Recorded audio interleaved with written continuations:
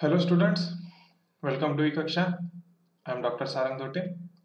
Today we are going to discuss coordination part 2 where we deals with ligands, what is Werner theory, Sidgwick theory and what is EAN rule. So first, what is the Werner's theory?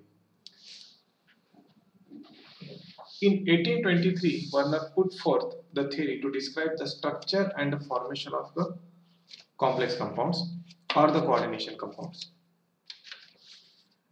And due to this theory, he got the Nobel Prize and is known as the father of coordination chemistry. So, what is the coordination chemistry? The coordination chemistry, when the metals is react with various groups, electron donating groups, the compound will form is known as the complexes or the coordination compounds. Deals with that chemistry is known as the coordination chemistry. So, what is the postulates of the Werner's theory? The first one is central metal atoms or the metal atoms in the coordination compound show the two types of valency. There are the one primary valency and the secondary valency. The primary valency relate to which the oxidation state and the secondary valency relate to the coordination number. Now see, primary valency relates to the oxidation state means what? Suppose uh, one of the metal lost two electrons. Okay,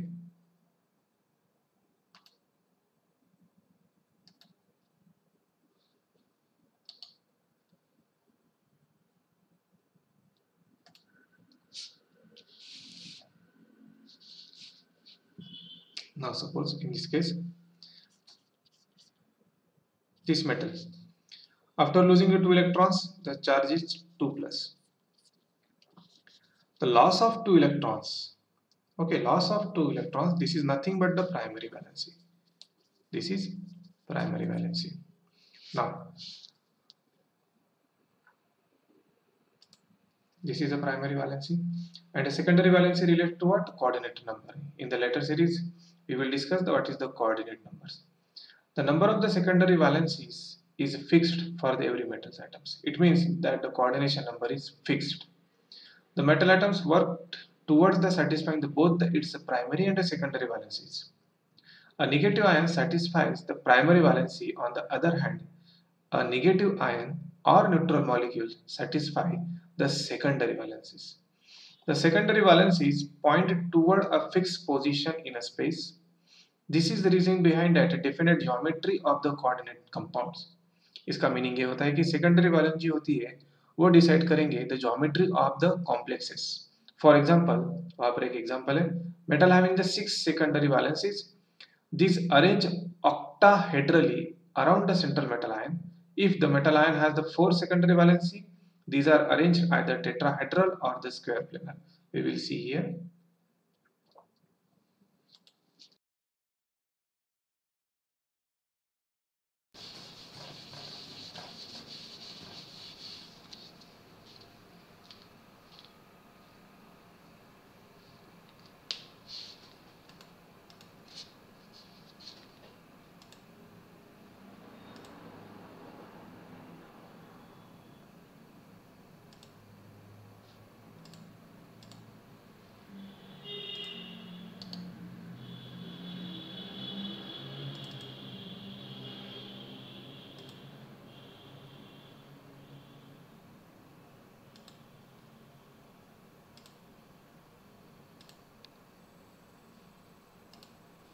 Now, this is the one metal.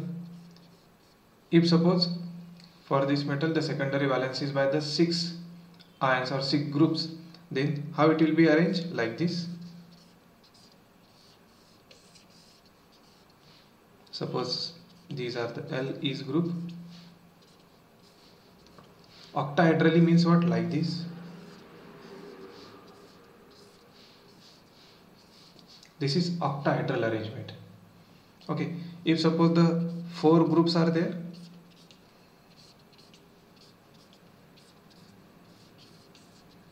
this will be the square planar.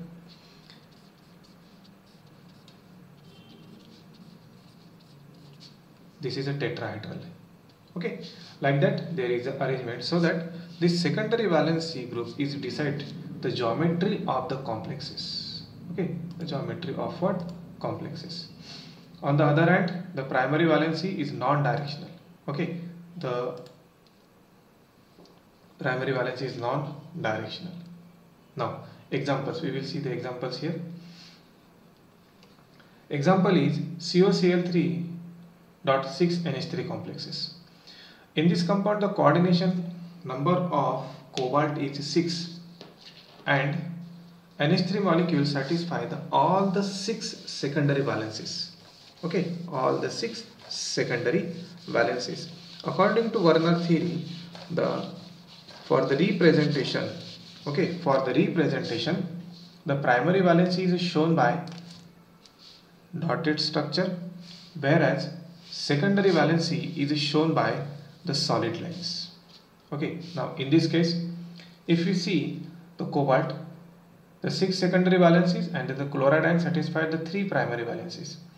These are the non-directional in character. These chloride ions interstitially precipitate on the addition of silver nitride, and the total number of ions in this case is 4.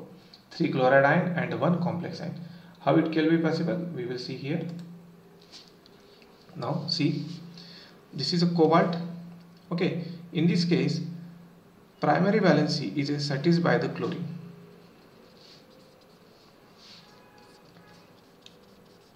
NH3, NH3, NH3, NH3, for example.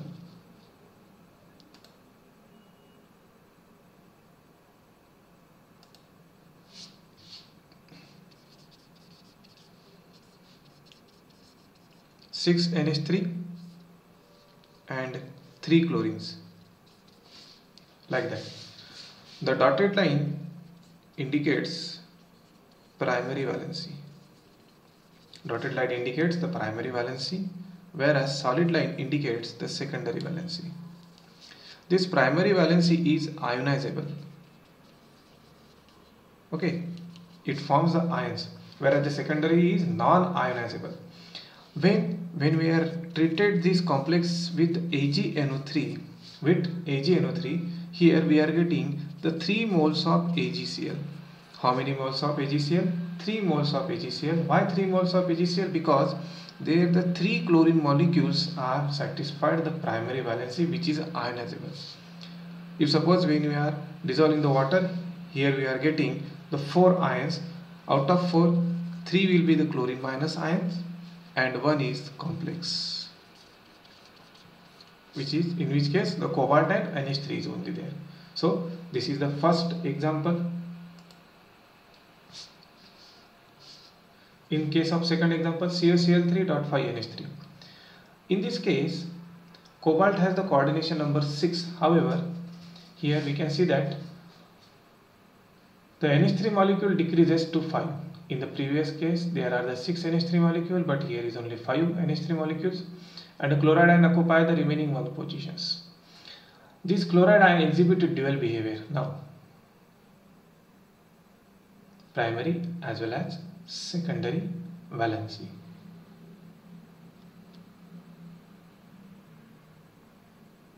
Okay, here is instead of chloride, NH3 should be there.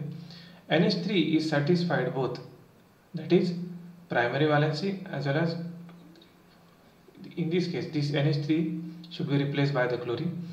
So here chlorine is satisfied both primary as well as the secondary valency, hence it is non-ionizable. In this case, when we are treated with AgNO3, here we are getting the 2 moles of AgCl ion. How many moles of? 2 moles of AgCl ions only. So this is the example based on the Werner's theory. Now, there are some limitations in the Werner's theory. First, it failed to explain the magnetic, color and optical properties shown by the coordination compound. Why the complexes are the colorful in nature? Why the compounds having some complexes are diamagnetic, some are the paramagnetism? The Werner's theory failed to explain all these the properties. Again, it is failed to explain why elements don't form the coordination compounds. Why all the elements? Only some metals ions is responsible for the coordination compounds. Why the other elements are not formed? Reason of that is not explained by the Werner's theory. It is failed to explain the directional properties of the bond in the coordination compounds. This theory does not explain the stability of the complexes, and this theory could not explain the nature of a complexes. These are the main limitations of this Werner's theory. So all these are the limitations. Hence there are the new theory, that is a valence bond theory. We will discuss in the next lectures, but here is the limitations. Now we are going to discuss Sidgwick theory, or what is the EAN number. This is also known as effective atomic number rule. This is also known as effective atomic number rule.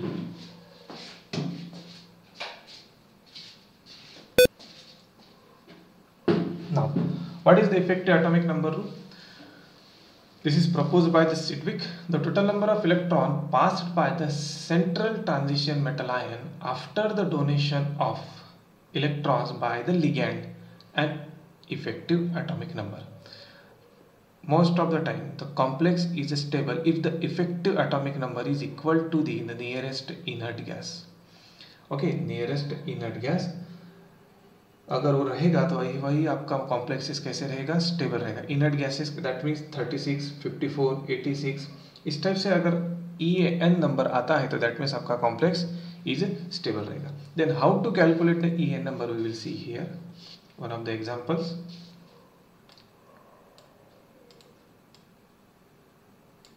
Now first one is K for FeCN by 6. In this case we have to discuss first.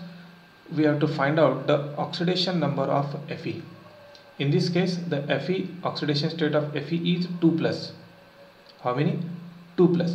So that Fe originally before the oxidation state the Fe having the atomic number is what? That is a 26. After the losing the 2 electrons it is a 24. Now each ligand gives the 2 electrons. There are the total 6 cyanide groups. So 1 gives the 2 electrons to 6 cyanide will be the 12 number of electrons. Now add 24 plus 12 is equals to how much? 36. So effective atomic number for this K4 FeCN by 6 is 36. Like that CONH3Cl3, again oxidation number of the cobalt is a 3 plus. 24 number of electrons donated by the 6NH3 is 12. So that total number of electrons possessed by the CO3 plus 24 plus 12. This is the effective atomic number. So here one the formula is also there for the calculation of EAN is equals to Z minus N plus 2 into coordination number. What is the Z? Z is equals to atomic number. Z is equals to atomic number, whereas the small n is equals to oxidation state. Small n is equals to oxidation state, whereas the Cn is equals to coordination number.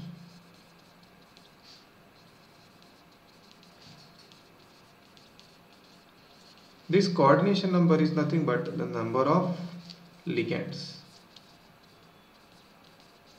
This coordination number is nothing but number of ligands.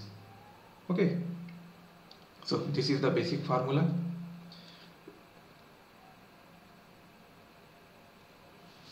This one. So by using this formula you can calculate the effective atomic number very easily. Now next portion is what is the ligands. The neutral molecule or the ions that attach to the central metal ion are called ligand. Are called what? Ligands. The donor atom associated with the ligand supplies the lone pair of electrons. Remember, lone pair of electrons to the central metal atom, forming a dative bond. May be one or more. If suppose the one donor atom is there, then it is monodentate. If suppose the bidentate, when the two donor atoms are there, like that. So ligands, there are various types of ligand. First one is the monodentate ligands. Monodentate ligand means what? The ligands having the one site from which it can donate electrons. Okay, these are the examples like the halogens X minus, halo OH minus hydroxo, Cn minus cyano, O2 2 minus that is oxo, NH2 minus that is amido, S2 minus sulfide, SCNX thiocyanate, peroxo, aceto, nitrato.